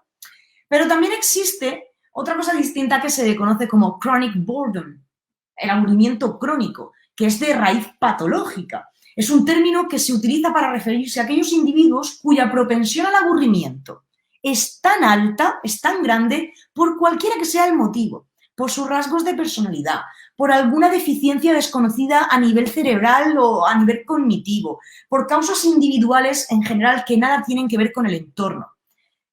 Este aburrimiento hace que estos individuos, este aburrimiento que es endógeno, sale del propio individuo, hace que pase lo que pase en el exterior, el individuo sea incapaz de dejar de sentirse aburrido y, por tanto, conduce finalmente a situaciones patológicas, tanto a patologías del comportamiento como tanto de la conducta como del estado del ánimo, conduce a depresión, ansiedad, estrés, etc. Esto, sin embargo, no es lo que en la literatura y en la filosofía de los siglos pasados se ha conocido como el profound boredom, como el aburrimiento profundo. Porque este chronic boredom solamente hace referencia al individuo. Es algo que nace de ti, de tus condiciones individuales. Mientras que el aburrimiento profundo, del que hablaba la literatura, del que hablaba la filosofía, este aburrimiento profundo puede ser individual y puede ser también colectivo. Es un aburrimiento que hace más bien referencia al hastío de vivir, a ese cansancio de la vida, a ese cansancio que se acaba experimentando por hartazgo de los cánones sociales, de las reglas, de la cultura en la que te encuentras inmerso, del funcionamiento de ese mundo, de ese microcosmos en el que tú te mueves cada día, que se mueven tus semejantes. En este caso, ese hartazgo, ese profound boredom, puede ser individual, puede ser que tengas ese aburrimiento que en apariencia es crónico, pero no es chronic boredom porque no depende de ti. Depende de que quizá estás sometido a vivir en una situación que contextualmente hablando es tan restrictiva que no cambia, nunca cambia de ninguna manera por más que tú quieras introducir novedades. Tu mecanismo adaptativo intenta ponerte en busca de nuevos deseos, pero no sucede. Esto no sucede. Esto se ha visto muy a menudo durante la pandemia, porque personas que no tienen propensión al aburrimiento, que no padecen de patologías relacionadas con el aburrimiento, de chronic boredom, se han visto sometidos a estados de aburrimiento permanente, dependientes del contexto, no de ellos mismos. Y esto ya es algo en lo que la literatura la literatura especializada del aburrimiento no se ha metido. Porque parece que es como cosa de la literatura, cosa de la filosofía, pero en realidad está ahí.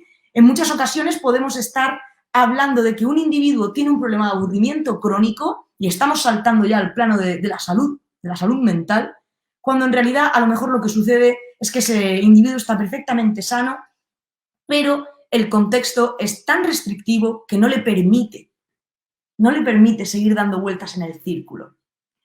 Bien, entonces la experiencia del aburrimiento, veis que puede desatarse tanto por factores externos, por hipoestimulación o por hiperestimulación, porque eso también sucede. Uno se puede aburrir cuando no tienes nada que hacer, cuando lo que tienes que hacer te disgusta, no consigue comprometerte, y también se puede sentir aburrimiento de tener demasiadas cosas que hacer, que es el tipo de aburrimiento que en ocasiones experimento yo y que tiene más que ver con el profound boredom.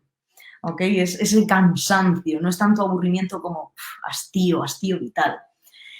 Las definiciones contemporáneas del aburrimiento nada dicen, por cierto, acerca de si acedia, que es la palabra que se utiliza para hablar del aburrimiento en el medievo, si la palabra ennui en francés, si el Langeweile en alemán, o la noia en italiano, o boredom en inglés, si tienen algo que ver entre sí o no tienen nada que ver entre ellas, porque normalmente se traducen, ya decía el propio Schopenhauer, ¿verdad?, que uno es tantos hombres como lenguas habla, porque realmente en el momento en el que tú eres capaz de comprender las diferencias que hay en el término Langeweile, el término aburrimiento o el término boredom, como queráis, si somos capaces de seguir, como él dice, esta metáfora de los círculos concéntricos y darnos cuenta de esas diferencias, esos matices en los cuales ha nacido la palabra aburrimiento en cada idioma, esos contextos de los cuales, esas circunstancias de las cuales depende en cada caso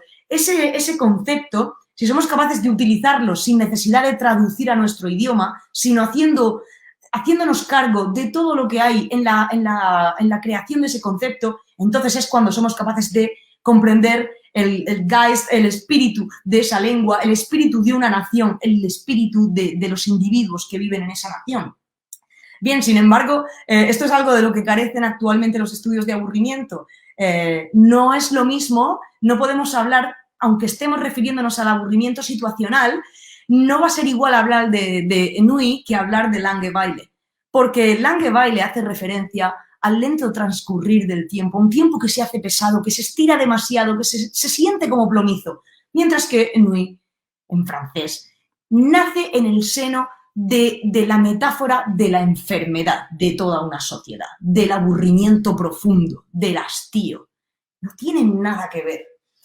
Yo me pregunto que, bueno, cuando Schopenhauer habla del Langeweile, me parece que se refiere tanto al aburrimiento situacional, a ese state boredom a nivel individual, como al profound boredom a nivel colectivo.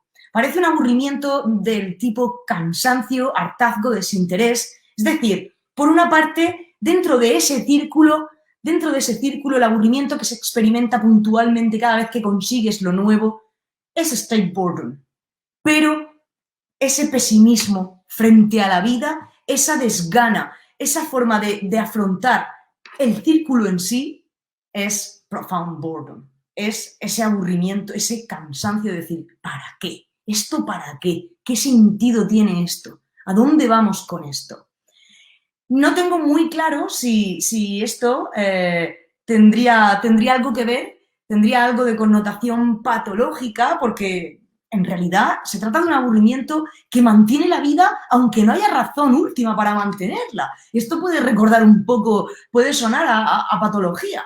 Desde luego no es una enfermedad, eso lo tengo claro, del tipo a la que apunta el concepto de aburrimiento crónico. O sí, no lo sé, tendría que darle más vueltas. Es una reflexión que he empezado a hacer gracias a la invitación a este congreso, bueno, a esta serie de clases magistrales. Y yo creo que, bueno, a partir de aquí ya podemos dar cabida a las preguntas, si las hay, a la discusión conjunta. A mí me encantará de verdad que los verdaderos expertos en Schopenhauer, porque ya lo reitero y no me avergüenza nunca, yo no lo soy ni de lejos, sé poquísimo sobre Schopenhauer. Entonces, confío y me encantará en que estos expertos, si están aquí, me ayuden a comprender un poquito mejor. Y nada, pues con esto os tengo que dar las gracias, les doy las gracias por la atención, espero que no os hayáis aburrido mucho, pero si lo habéis hecho, pues tampoco es nada malo, ¿no? Es parte de vuestra voluntad de vivir, que diría Schopenhauer, y al mismo tiempo pues he puesto a prueba vuestro mecanismo adaptativo, como diría Blumenberg. Así que esto es todo. Gracias de nuevo, estoy a vuestra entera disposición ahora, por email, por Twitter. Muchísimas gracias. Gracias, doctora. Pues si gusta pasamos brevemente a la sesión de de preguntas y respuestas, de comentarios, la lectura. Aquí las tiene usted en la página en la que estamos, en StreamYard. Preguntas como tal, ahí tenemos la de Alberto Gutiérrez, que nos dice, siempre se emparenta a Schopenhauer con Choran, sin embargo veo que hay diferencias entre ellos. ¿Qué opinas al respecto? ¿Qué opinas sobre esto? Entonces esta sería la primera pregunta. Bueno, lo cierto es que yo tengo que ser humilde. El tema del aburrimiento en Cioran es algo que estoy empezando a estudiar ahora, precisamente porque me ha motivado mucho la idea, pues, de hacer como una trilogía, ¿no? Aburrimiento en tres pensadores. Sí que sé que, claro, cuando Cioran habla de que este aburrimiento, de que toda la historia, todo el progreso de la historia puede al final ser el resultado de esa huida hacia adelante frente al aburrimiento, comprendo que quizá Cioran, que es posterior a Schopenhauer, ya no tiene tanto esta concepción negativa, pesimista sobre el progreso de la naturaleza y de la civilización misma. Pero si hay alguien en la sala que esté más puesto con este pensador, yo estaría muy agradecida de que intervenga también, por supuesto, si es posible, o que deje sus comentarios. Espero pronto, si tengo una nueva invitación, poder darle un poquito más de bola a esta pregunta, desde luego. Porque a mí también me parece, en apariencia, en un primer vistazo, me aparece que aun siendo un Cioran pesimista, es totalmente distinto a Schopenhauer. Pero claro, también es muy posterior, entonces es otro contexto ya. Es de esperar. Muy bien, nuestra siguiente pregunta, aquí por supuesto la doctora les está dando chance, dando bola, como se dice, para que participen, para que también ustedes dialoguen entre ustedes y contesten. Nuestra siguiente pregunta de Martín Chipetotec es, quizá el aburrimiento, es un comentario, a ver qué puede decir al respecto, doctora, quizá el aburrimiento es una forma de ansiedad en medio de la paz. Por supuesto que lo es, y es un beneficio, ¿no? En términos antropológicos es un beneficio que lo sea, porque yo estoy con Blumenberg. Cuando estoy diciendo esto no me quiero escudar detrás de Blumenberg, yo pienso como él y lo digo abiertamente. La paz perpetua es un error para la evolución, es un error que nos establece en esa comodidad, en esa sobreadaptación, que cuando llegue un cambio que no dependa de nosotros, incluso si nosotros hemos sido capaces de establecer una paz perpetua, en el momento en el que llegue un cambio que ya no dependa de nosotros, esta sobreadaptación va a ir en detrimento nuestro. De forma que sí, por supuesto, es una forma de ansiedad y muy necesaria a mi juicio. Muy necesaria siempre que no se produzca de forma crónica. Esto es importante. Hay muchas personas que me siguen en Twitter o que leen mis estudios de una parte y de otra y me preguntan algunas veces o no entienden, dicen, pero vamos a ver, luego cuando llevas a cabo tus estudios sobre el aburrimiento en las personas de la tercera edad, yo critico muchísimo el aburrimiento. Y digo, bueno, hay que desarrollar un protocolo de prevención del aburrimiento en las personas mayores que viven institucionalizadas.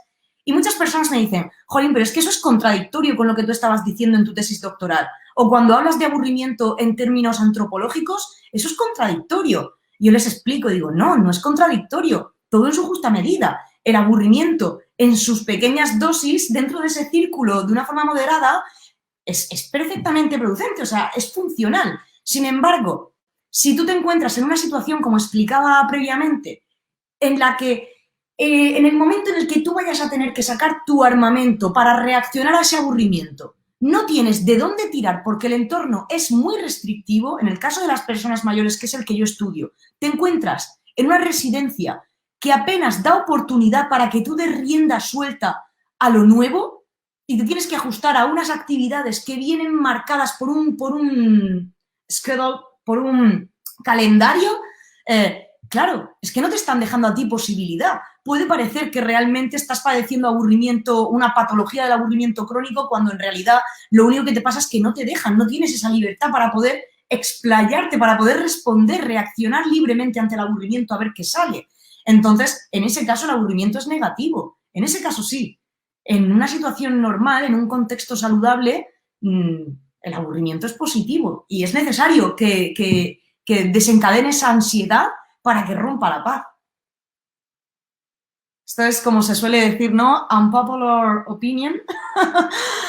Sí, un poco.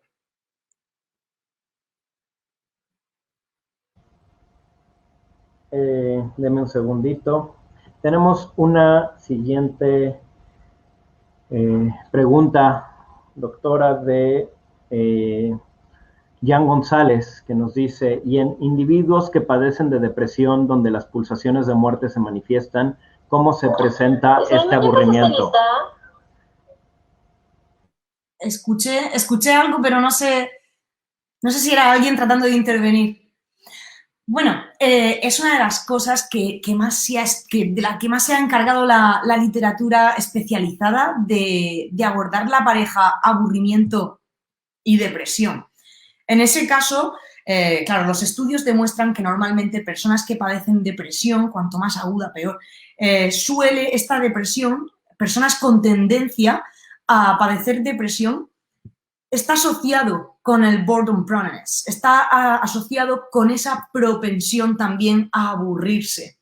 Este link es el que ha predominado toda la literatura desde mediados del siglo XX hasta ahora, porque al final los estudios de aburrimiento de alguna forma han revivido a partir de esta vertiente clínica, que al final lo que interesa es analizar el aburrimiento para ver en qué situaciones es complicado, es patológico, es problemático para tratar de ponerle una solución. El otro tipo de aburrimiento no tiene ningún sentido. Estas guías que salían durante el confinamiento en Internet, 15 formas de matar el aburrimiento durante la cuarentena. Esos son, me perdonen, esos son absurdideces, son tonterías. Sin embargo, si interesa estudiar el aburrimiento por algo, es por estudiar esos casos en los que se produce de manera patológica, en los que es complicado e impide el bienestar de la persona que lo está padeciendo constantemente. En el caso de la depresión, precisamente, se ha estudiado tanto su correlato con el aburrimiento, porque esta propensión al aburrimiento, este aburrimiento que nace del individuo, cualquiera que sea la circunstancia que acomete al propio individuo, se puede medir, se puede cuantificar. Existen escalas de medición para hacer esto y escalas de medición que pueden contrastarse sobre depresión y sobre aburrimiento para ver cómo se afectan el uno al otro. Y efectivamente las personas que son propensas a padecer depresión también suelen ser propensas a experimentar mayores niveles de aburrimiento endógeno. Aburrimiento que no es que no depende de que cambie la situación externa. Por más que cambie, tú sigues estando en la misma situación. Y podría hablarte muchísimo, infinito, 1000 horas sobre el tema de depresión y aburrimiento. Ya te digo, es uno de los temas que más interesa, que más ha interesado, porque al fin y al cabo, si puedes llevar todo esto a la práctica, toda esta teoría, todo este conocimiento, puedes llevarlo de alguna forma a la práctica para mejorar el bienestar de las personas, pues mejor que mejor. Muy bien. El mismo Jan González hace otra pregunta. La marco aquí. ¿Hay una reestructuración de categorías mentales cuando se experimenta aburrimiento constante? Pues, por decirte algo relacionado con esta conferencia, el hecho de experimentar aburrimiento de manera constante te va a predisponer también a que mantengas una actitud pesimista frente a la vida. Por ejemplo, el hecho de estar siempre sometido a ese aburrimiento crónico te predispone a un estado de pesimismo frente a ti mismo, frente a tus logros y a muchísimas cosas. Te cambia completamente, por supuesto.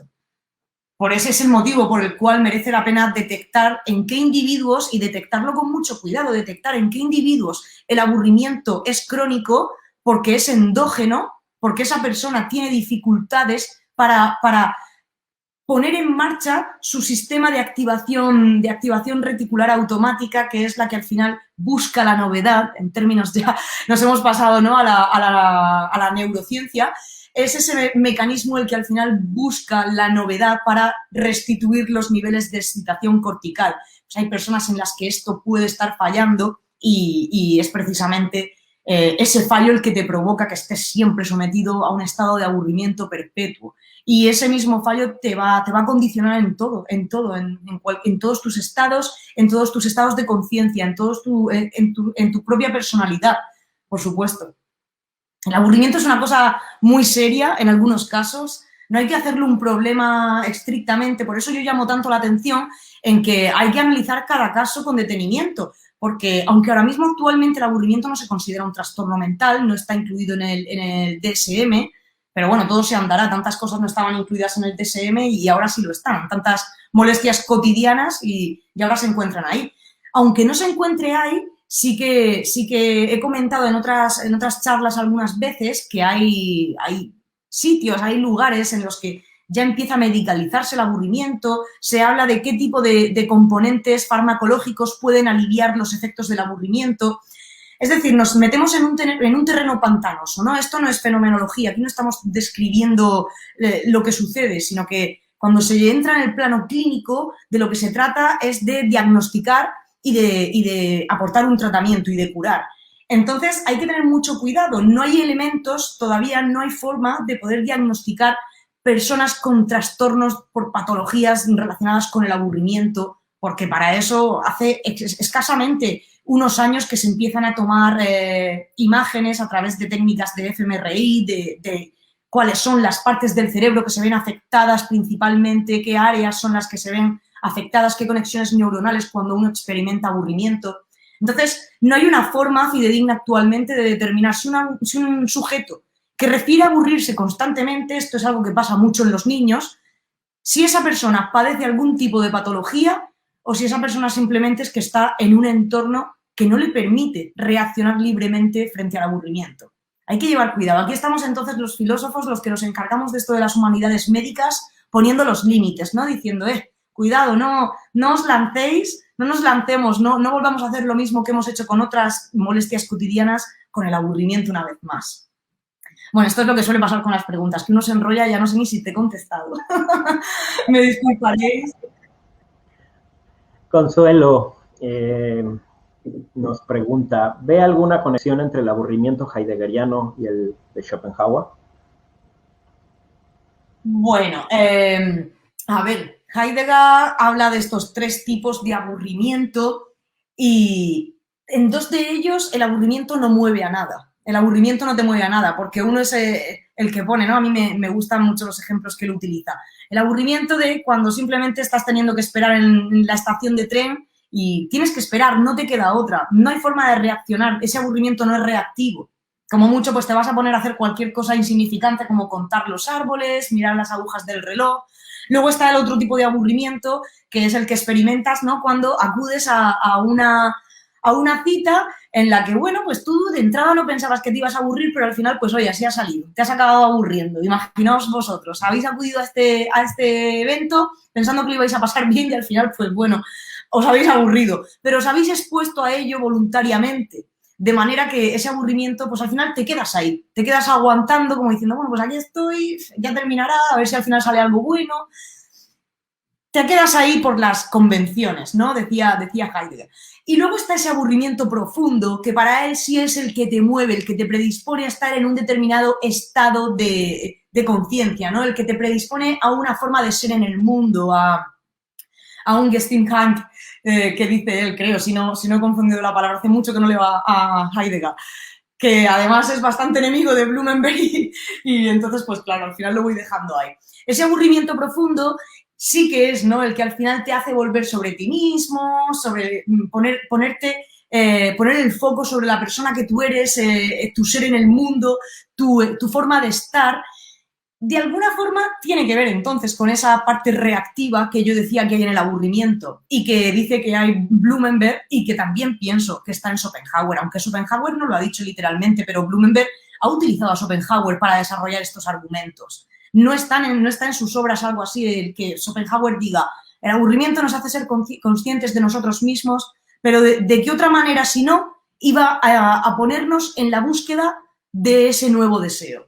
Entonces, bueno, pues en lo que sería el aburrimiento profundo heideggeriano sí que habría un vínculo, pero a lo mejor estamos aquí ya forzando mucho la cosa. Podría ser también. Muy bien, aquí nos quedan unos 10 minutitos para preguntas que le puedan hacer a la doctora. Vamos a ver cuánto alcanzamos. Tenemos que hacer la entrega del reconocimiento. Aquí apareció nuestro querido amigo, el maestro Carlos Javier González Serrano. Grande, Josefa, un abrazo muy fuerte. Otro para mi querido Slyman. Fuerte abrazo hasta donde te encuentres, mi querido Carlos. que siempre está de viaje. Tenemos aquí a Jan otra vez, dice, y hablando de antropología, según René Girard, el deseo es mimético, se diría que hay un sujeto que desea, un mediador del deseo y un objeto de deseo. Entonces, podríamos hablar del aburrimiento como objeto del deseo o de deseo dentro de un colectivo. Bueno, yo no te voy a responder a esta pregunta. De entrada, no conozco a este autor, no conozco a este autor, ni estoy en absoluto familiarizada con este planteamiento de que el deseo es mimético. Así que, bueno, esta es una de esas preguntas de las que tomo nota para darle yo una vuelta y consultarla. Si estamos en contacto, tienes mi email o mi dirección de Twitter, podemos ir charlando sobre ella cuando ya le dé una vueltecilla en mi cabeza. No me gusta aventurarme a decir tonterías de lo que no sé. Por cierto, doctora, ¿cómo la pueden contactar las personas aquí? ¿Algún correo? ¿La página de la Sociedad Internacional de Estudios sobre el Aburrimiento? ¿Qué hay? Sí, me imagino que aparece en la diapositiva que estuve pasando, también aparecía. No sé si quieres volver a ponerla un segundo. Es que se ve muy chiquito. Mira, se ve. Ahí está. Ahí está. Perfecto. Tenéis mi email, tienen mi dirección de Twitter, tenéis también la página web, así que en cualquier momento estoy encantada siempre de conversar, hacer amigos y eso, y que me enseñéis sobre lo que yo no sé. Muy bien, pues ahí lo tienen, ahí está el correo, ahí está el Twitter, supongo, sí, es Twitter, y ahí está la página de internet, pueden contactar a la... Dice Jen González, dice, ¿quién era? No recuerdo ahora mismo. Tolstoy, ¿verdad? Era el que decía que el aburrimiento, definía el aburrimiento como el deseo de los deseos, creo. Podría estar relacionado, debería echar un vistazo. El aburrimiento es ese deseo de deseos, es desear cosas. Debe tener relación, muy interesante. Sí, cómo no. Y luego nos dice aquí Martín Shipetotek también, un cuento de Hermann Hesse llamado Taedium Vitae trata del tedio vital de la vida misma, como una enfermedad del espíritu. El fin último de la resolución de nuestros problemas es el hastío para volver a empezar, otros hasta nuestra muerte. Para Schopenhauer, estamos entre el péndulo del infierno de la vida y entre el aburrimiento, cosa que para este filósofo, el ser más sociable, es quien más se aburre, posiblemente de sí mismo debido a su vacío. Siendo así, debe recurrir forzosos a las masas y reuniones. Aquí un comentario, ya que habíamos preguntado que ellos mismos también intervinieran en esta cuestión de Schopenhauer, y Martín nos dice esto.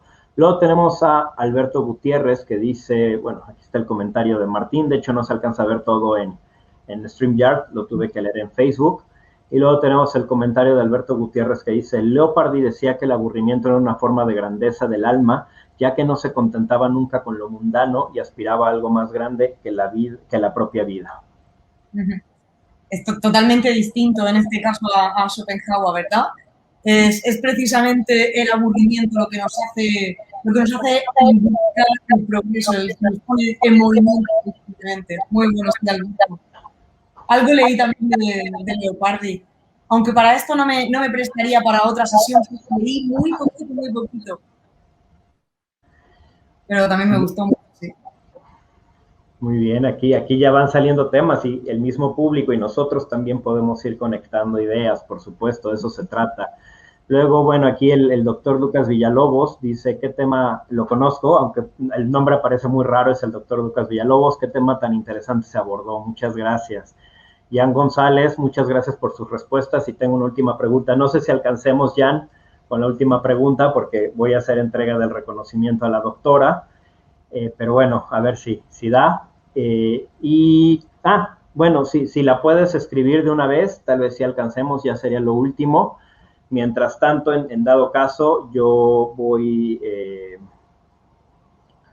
haciendo entrega del reconocimiento. Denme un segundito en lo que lo encuentro. Que estas plataformas a veces son muy extrañas.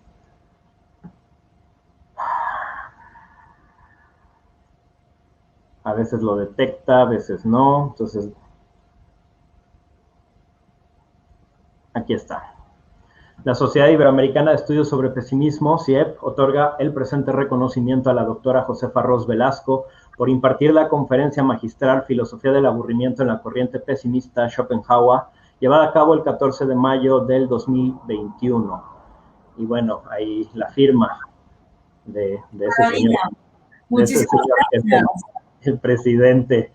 No, gracias a usted, doctora. Pues ya no encontré la pregunta de Jan, aquí concluimos. Esperamos que les haya servido para seguir en sus reflexiones, de eso se trata siempre una clase, una conferencia. No venimos, nadie pretende venir aquí con la verdad absoluta, ni mucho menos. Venimos a compartir nuestras investigaciones, nuestras reflexiones, años de trabajo, y que a ustedes les sirva para seguir también construyendo su pensamiento. Ya tienen el correo y los medios de contacto de la doctora, si a alguien de verdad le interesa mucho el tema del aburrimiento, incluso podrían ver con ella la posibilidad de entrar a la Sociedad Internacional de Estudios sobre el Aburrimiento, ¿no? Están todos invitados, es gratuita y bueno, ahí podéis estar al tanto de lo que va trabajando el mundo entero, ¿no? Sobre esto de los estudios de aburrimiento, que es muy multidisciplinar, hay para todos los gustos, desde luego. Así que nos hermanamos con la Sociedad de Estudios sobre el Aburrimiento, con la cual, por supuesto, tenemos alianza gracias a que la presidenta es la doctora y pues están también con nosotros. Así que síganos, por favor, en nuestras redes. Tenemos una conferencia en 15 días del doctor Alfredo Abad. Seguimos aquí, ayúdennos a compartir, a difundir el pesimismo.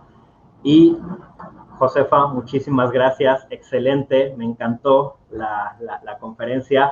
Por supuesto, tú sabes que esta es tu casa y aquí puedes dar las conferencias que gustes a lo largo del año. Cuentas con nosotros y sabemos que contamos contigo, la SIEP y la Sociedad Internacional de Estudios sobre el Aburrimiento. Gracias a Rodrigo, también nos manda saludos. Y bueno, no sé si quieras dar unas palabras finales. Muchísimas gracias por abrirme la puerta a futuras intervenciones. Eso significa que al final no ha sido demasiado aburrido, no se ha hecho muy pesado. Y nada, simplemente muchísimas gracias a todos.